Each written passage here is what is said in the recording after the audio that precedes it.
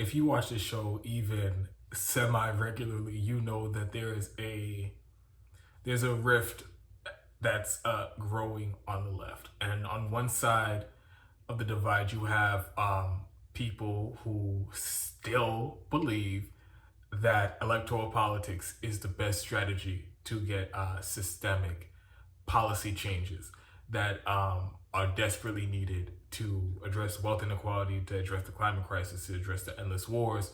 They believe that if we elect enough politicians who agree with us on the policy, then at some unspecified, undefined time, maybe one election cycle, two election cycle, 5 years, 10 years, 15, 20 years down the road, we'll have that magic number, and then they'll actually fight for the policies that are meant to be solutions to the existential crises that we're facing right now. That's one side of the divide. And then there's people on the other side of the divide, like myself and many people in the audience, who we've been down this road.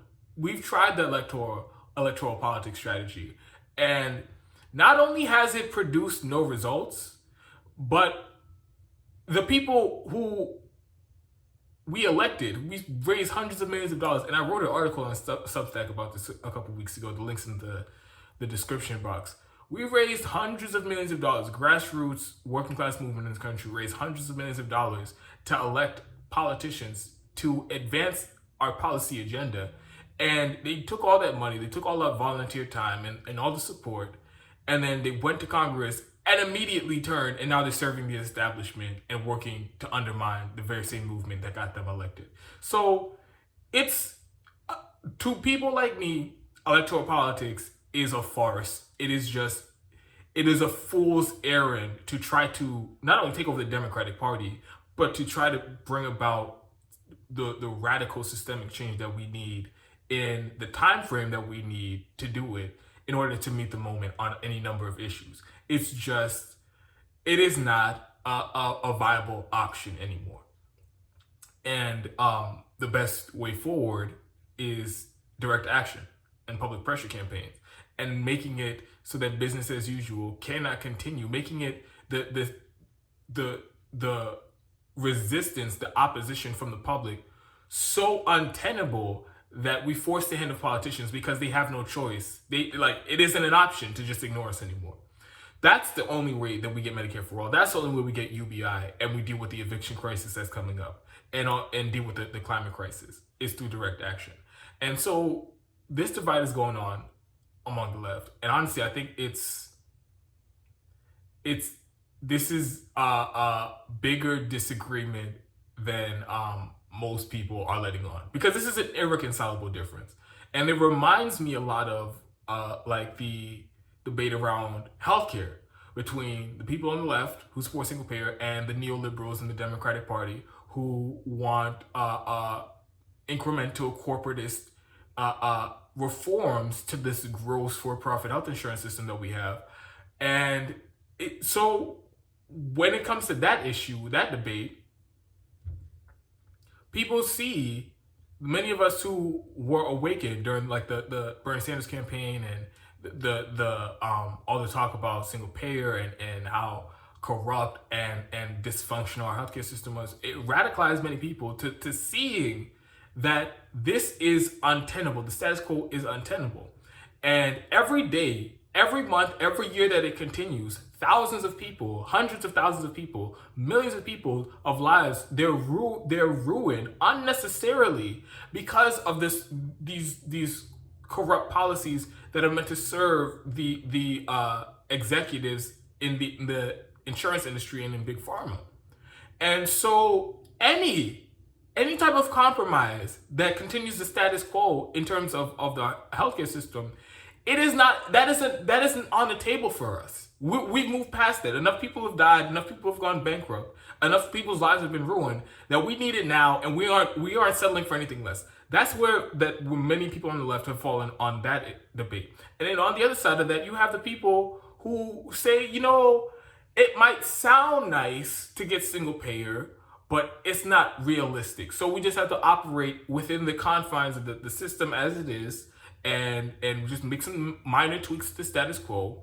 And maybe instead of 68,000 people dying every year because they can't afford basic health care, only 66,000 people. But hey, it's something. And then we'll just keep building on that until eventually we'll get to single payer 100 years from now, when the Democrats feel like being less corrupt and subservient to the donors in the health insurance industry.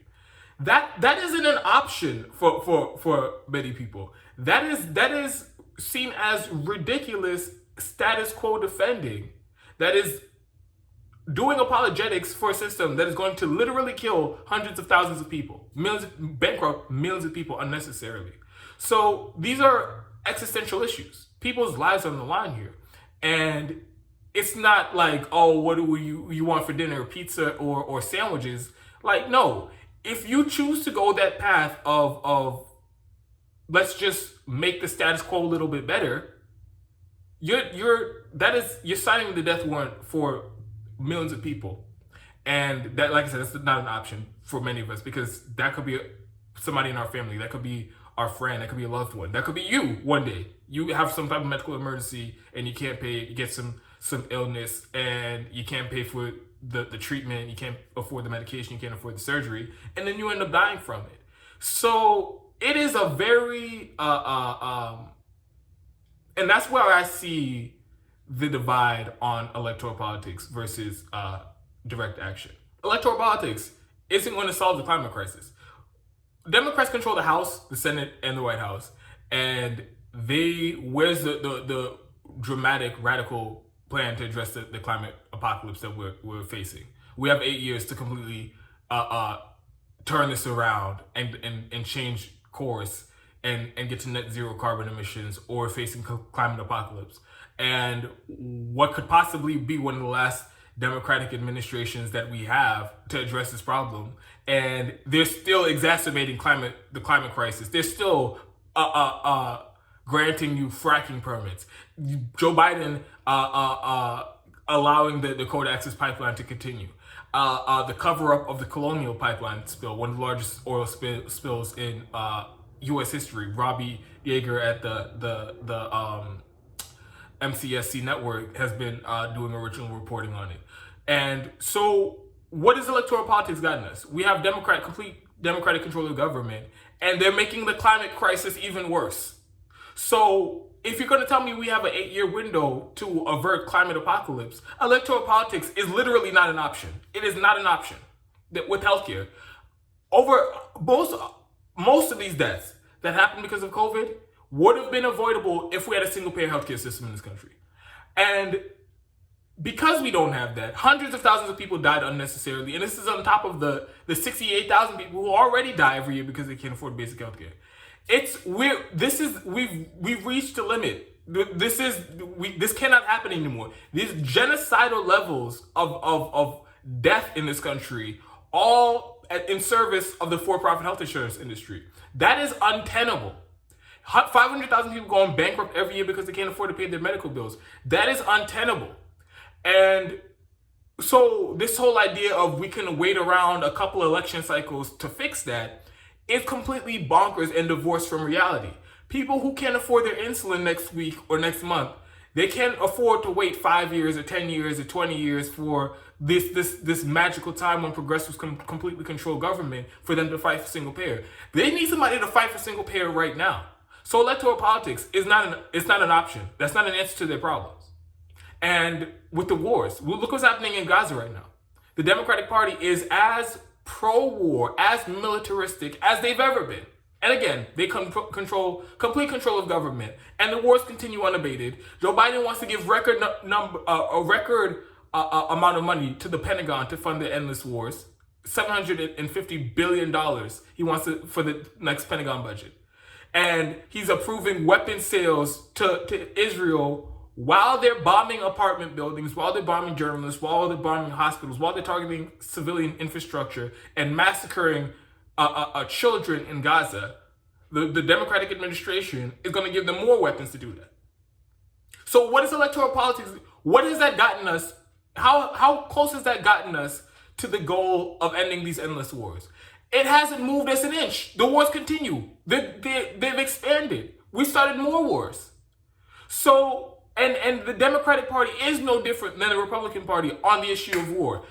Obama came into office, we were in like 3 different wars. And by the time he left office, we were in 8 different wars, bombing 8 different countries. So no matter who you vote for on the issue of foreign policy and imperialism and the military-industrial complex, it makes no difference. And so what? The people in Gaza, people in Syria, the people in Libya and in Yemen and in Afghanistan and Iraq, they have to wait on 50 years, 100 years, 200 years for progressives to take control of government, anti-imperialists to take control of government, and then end the wars? Is that how long they have to wait? Well, their homes are being bombed, their schools are being bombed, their countries are being destroyed, their entire community and society is being destroyed. They have to just sit there with their legs crossed and just hope that the one day enough progressives are elected to make the bomb stop. That is bonkers. That is like I said, is divorced from reality. So this direct action, those are the only way that you address those problems in any meaningful time frame. So like I said, this debate has been going on, and I wish that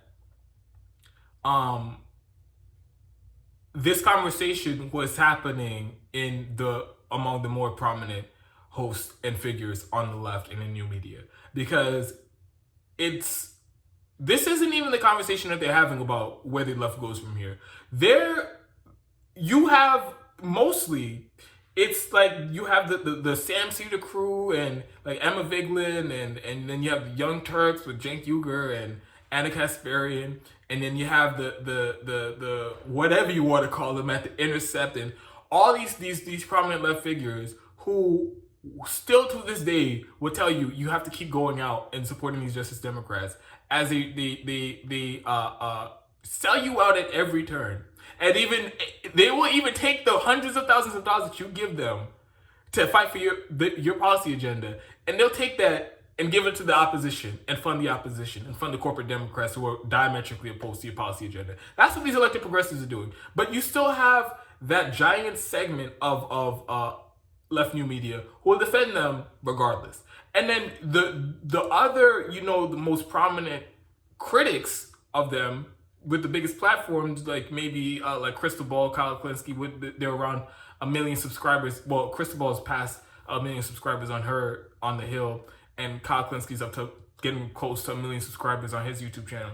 And so they're like the other side of the argument, but all they're saying is some kind of harsh criticisms, mild criticisms of these elected progressives, but at the end of the day, there's still tell people, oh, you have to go out and vote for them. You still have to go and support them because they're our best option to get policies. So there is no real conversation going on.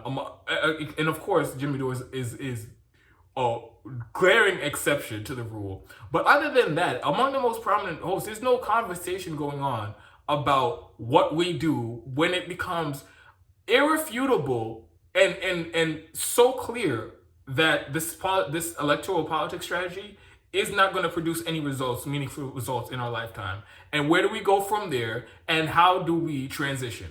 They aren't even having those conversations, and I wish they were.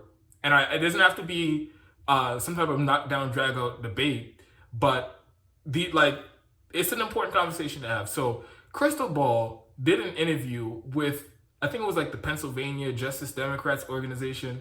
And surprisingly, they were asked some pretty decent questions about the Justice Democrats and these elected progressives and their failed strategy. And Krystal's answer was fucking terrible. There were several parts of this that made me cringe. I'm going to play you one part. You guys let me know if you want to see the rest. And I'll probably have the link to the whole video somewhere. But her answer was terrible. She was asked about the criticisms that these elected progressives have been getting over the last few months about how ineffectual they are. And it was just more apologetics for the Justice Democrats, more apologetics for this failed strategy of electoral politics. And then she even weirdly was criticizing us, the people who are the harshest critics are the Justice Democrats.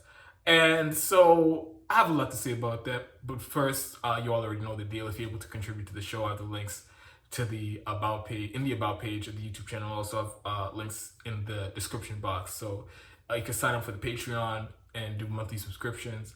And I'm trying out a new thing. You guys know I don't do Patreon exclusive content because I just feel like everybody should have access to these videos regardless if they could pay.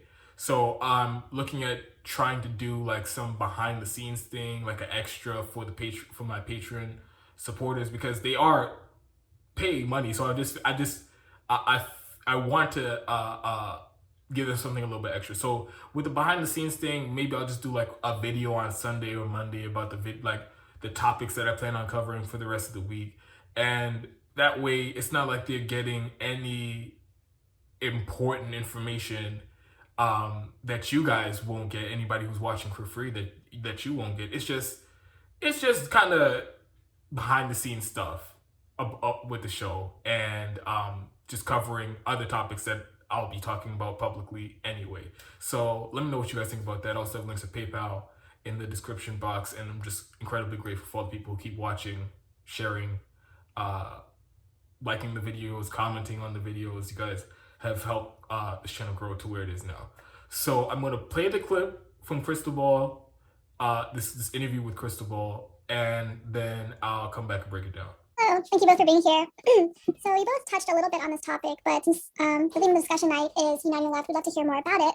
So coalitions like Justice Democrats and the Democratic Socialists of America have mobilized to elect progressive candidates to change the material conditions of poor and working class people through ushering in a new group of progressive BIPOC congressional members known as the Squad. The Squad campaigned on populist left policy, which made them competitive in challenging incumbent candidates in their local districts. However, there has recently been mounting public criticism from the left of members of the Squad and their lack of willingness to leverage their political power and put pressure on the issues that they campaigned on. What are your thoughts regarding criticisms of the Squad? Should the left trust them to apply appropriate strategies to achieve the change we all want to see? I don't think that the left should trust anyone. I don't mean to be mean by that, but like, look, when we're talking about the Squad now, these are elected officials with a significant amount of political power. And so I don't think anyone is above a pressure campaign. I don't think anyone is above criticism, especially on the issue of policy and the issue of tactics. Now, where I have been frustrated, in where some of the force the vote discussion, for example, has gone, which is what I think that the question is kind of pertaining to, is this over-the-top attacking of their motives, or that they've, sold out and they're now corporate, et cetera, et cetera. I just don't see any evidence of that. I mean, these are still people who don't take corporate PAC money. They still very much support the left principles that we all believe in. I think we've had a disagreement over tactics, and that's fine. Look, I think it's frustrating because you see the way that Manchin and Sinema, in particular, or Josh Gottheimer on the SALT tax, like they're willing to instantly go to the mat and say, no SALT tax, no dice. I'm walking away from the infrastructure deal. Or on the relief deal, we got to means test the checks or else I'm walking away. We got to lower the corporate tax rate or else I'm walking away. I mean, they just instantly go to the mat and threaten and throw their weight around. And meanwhile, you have the progressives like, we're going to write a letter. We'd really like you to consider it. Oh, you're not going to do it? It's okay. We're still going to vote for you. You're like, there's just such a meekness there. And look, the kind, and I think this is correct, the kind interpretation is that the right-wingers don't give a shit about people, and so the idea of blowing up a deal that is really going to help people, that doesn't bother them, that doesn't weigh on their conscience at night. But when you're talking about Bernie, and you're talking about AOC, and you're talking about Congressman Omar and the rest, like, they're really weighing these issues of, God, what if the thing goes down and people don't get a check in their bank account? Like, they really need that help right now. So their own sort of goodness is leveraged against them.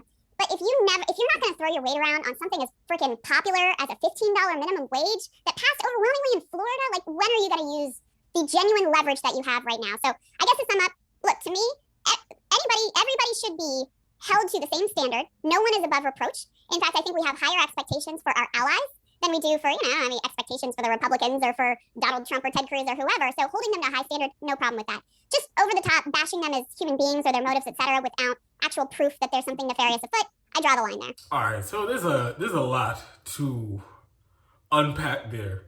The first point I want to address is, and this is something that needs to be said, I don't know what happened over the last few months, but this very bizarre thing took over the left, where especially certain areas, certain segments of the left, certain factions of the left, where it's now become taboo to criticize or call into question the motives of politicians. And this is an extremely bizarre development. Let me explain why. Because it's been understood in the U.S. that all these politicians, they're all sleazy, greasy, self-serving, and have absolutely no interest in serving the public. And this is all just a way to advance their careers, enrich themselves, and to boost their ego. And so that's why a lot of people have are so turned off by politics. But it's also just like a cultural thing that everybody in this country, they kind of understand it about. Like, you can't trust politicians, they're all liars, and none of them are actually out to help you. So that's something that's, like I said, it was part of our culture, part of our society, something that was understood for a very long time. But this weird thing happened among the left where we have these Justice Democrats, and because they check off this one box of they don't take corporate money, it's now, you're seen as a crazy person. You're the bad guy if you call into question their motive. This truly is bizarre. Like, people have this idea that, like, oh, the Justice Democrats, they're above reproach. I like them. They're my friends. They're all great people. And we could never ever question their motives. Never, under any circumstances. They always assign the kindest interpretation possible that they love puppies and rainbows and apple pie and all the good stuff, and they're looking out for you, and these are some amazing, wonderful people, and you can never question their motives, and these are the best people on the planet. And if my tire, if I had a flat tire on the side of the road, I'm 100% certain any of these Justice Democrats would pull over and help me change my tire. That's how good of the people they are. That's how good people they are. And anybody who questions them, you're a bad guy. Like, again, these are just regular ass politicians, lying ass, status quo defending politicians. They have done more than enough things to question, that warrants people questioning their motives. And which brings me to another thing that kind of, it really irked me, was she said that there is no evidence for that. There is no evidence to call into question their motives. Okay. We already got the no corporate, they don't take corporate money. Woohoo. Whoop-de-fucking do. Okay, so they don't take corporate PAC money. I'm still going to question their motives when they ran on being, these populist revolutionaries fighting on behalf of the working class, leading this political revolution to bust up the corrupt political establishment and the corporatism in Washington, D.C. They claim to be leading this movement, but when it came time to oppose the CARES Act, the largest upward transfer of wealth, a giant corporate fucking heist. A heist for the billionaires and the millionaires and the corporations. And leaving the people for dead. Well, they used the cover of an emergency to bail out the rich and left the public for dead. And the people who were supposed to be representing the working class, representing the majority in this country, they folded and put up absolutely no opposition to the CARES Act. In fact, they voted for the CARES Act. Giant upward transfer of wealth. Giant corporate heist. Corporate scam. The billionaires almost doubled their wealth after they passed that atrocious CARES Act. And when you consider the trillions of dollars that the Fed was dumping into stocks at the beginning of the crisis. Billions of dollars, giant corporate heist, and there was no opposition from the so-called leaders of the working class movement. I'm going to question their motives. When the time comes, a career-defining moment comes to show, are you going to buck the status quo? Are you going to buck the corporatism in Washington, D.C.? Or are you going to go along to get along? And they choose to go along to get along, again, while they're raising millions of dollars pretending to be these populist revolutionaries. I'm going to question their motives. Because there's no way you thought that CARES Act, if you are really up to speed with the corporate takeover of our government and the giant upward transfer of wealth that's been going on, largest disparity in wealth in human history. If you're aware of all of that and then you see the CARES Act, there's no way you think that isn't going to exacerbate the problem. And if that is one of your main issues, I don't know how you don't fight that tooth and nail. They didn't do that. They voted for it, and then they bragged about the bullshit that was in the CARES Act. I'm going to question their motives. When they have a chance, when they all ran on Medicare for all, and they had a chance to force a vote on it, and it wasn't the corporate Democrats who killed our opportunity to force a floor vote on Medicare for all in the pandemic. It wasn't Republicans. It was these elected progressives who raised millions of dollars and ran on the issue of Medicare for all and bringing it to a vote and fighting, going to the mat on that issue. It was them when the time came, when they had the numbers, when they had the leverage to force a vote on it during the speaker's race. They folded, and most of them were trying to bullshit us, pretend like they couldn't even, they pretending like they didn't know what was going on, even though hundreds of thousands of people were pressuring them to do this. And then the few that did engage before the vote, like AOC, was trying to bullshit us and tell us why it was a bad time to vote for Medicare for all in the middle of a pandemic. And I'm not allowed to question their motives. I'm not allowed to question their motives. That's all right. So where Joe Biden took the $15 minimum wage out of the bill, and they all didn't do a goddamn thing to buck Joe Biden on that, to force it in there. And all the other bullshit that all the other important policies that they left out of the stimulus bill. And they didn't fight Joe Biden at all to put it in there. Again, while Democrats have complete control of government. And it would have been their best opportunity to advance their policy agenda. And they didn't even try to get UBI. They didn't even try to cancel the rent and the mortgages accrued over the crisis. They didn't even try to do any of those things. They didn't try to get hazard pay. They didn't try to do anything to advance their policy agenda in the stimulus bill. And I'm not allowed to question their motives. And then they would turn around and tell everybody how amazing that stimulus bill was. They said that they pretended like that shit was like the New Deal. They were literally going around pretending like it was a New Deal. Most progressive legislation in our lifetime, they were literally saying this shit and talking about how Joe Biden has met the moment and they give him a grade of an A. And I'm not allowed to question their motives. Well, I'm going to call bullshit on that. Because if we're being objective, they've shown that people should be questioning their motives. They've shown that they're no better than the rest of these shitty careerist politicians who pay lip service to the public, but will never do anything to change, to bust up the status quo. So they've shown that we should be questioning their motives. So that's exactly what I'm going to be doing. And so this brings me to the next point I want to address, which is it's kind of disingenuous, the whole framing here, her answer to this question. And it was a pretty good question about the legitimate criticisms about how ineffectual the Justice Democrats are. And first of all, let's talk about the direction she chose to take that question. Because she could have used that as an opportunity to rip and rail against the Justice Democrats for any number of issues that they completely folded on and refused to fight the Biden administration on. Whether it's the expanding of the concentration camps, whether it's the endless wars, whether it's his blank check subsidies to the for-profit health insurance industry, whether it's the killing the $15 minimum wage, whether it was folding on the $2,000 checks, whether it was not fighting for UBI, whether it was Bernie Sanders who wrote the stimulus bill, not putting any of those policies in there, not putting rent and mortgage cancellation in there. They could have been any number. The gaslighting for Joe Biden and pretending like he's fucking FDR.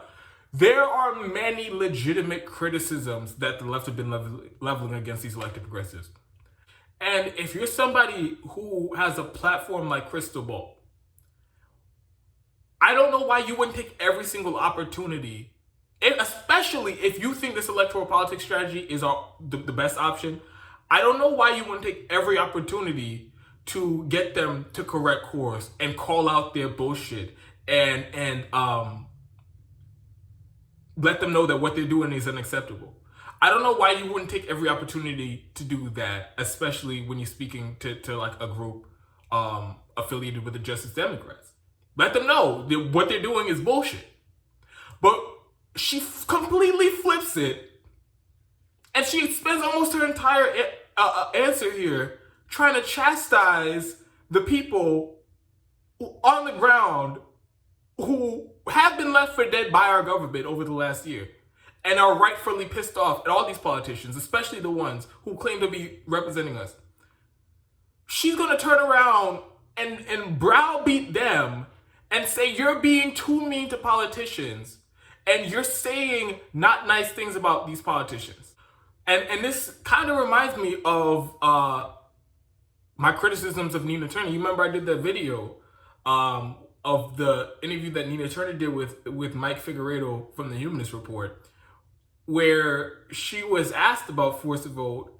And again, instead of railing against politicians who ran on Medicare for All, raised hundreds of millions of dollars, pretending like they were going to fight for Medicare for All, raised it from poor people who desperately need health care, and pretending like they were going to fight for them. And then when the opportunity came to fight for them, and the best opportunity of my lifetime to force a vote on single payer in this country, and then the people who ran on it, they were the sole obstacle to us getting that vote. And instead of ripping them, instead of spending more time raking them over the coals for that inexcusable bullshit, you're going to come out and browbeat poor people who got swindled, who got taken for a fucking ride by these elected progressives, who donated to them, volunteered for them, showed up for them, and voted for them, and defended them, just for them to go and serve the establishment and work against them.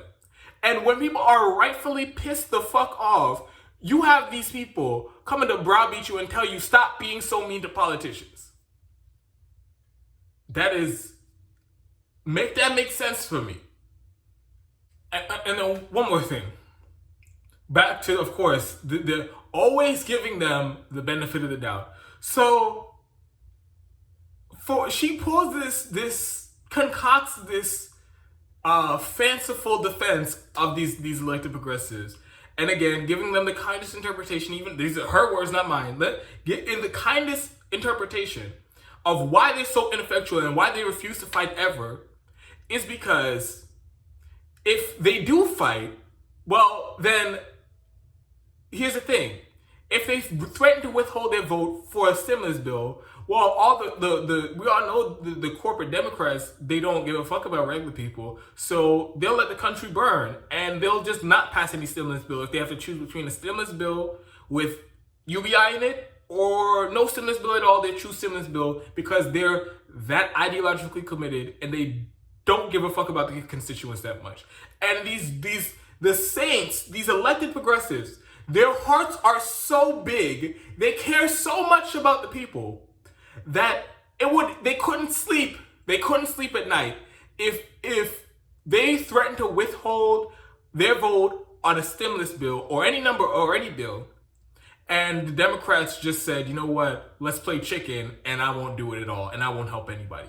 And the Justice Democrats, they care about people so much that they made the decision, they wring their hands, and they've been up all night about it. And they said, you know what? I think I'm just going to have to do exactly what Joe Biden says, because if I don't, then maybe nobody gets anything. So that's what we're going to do.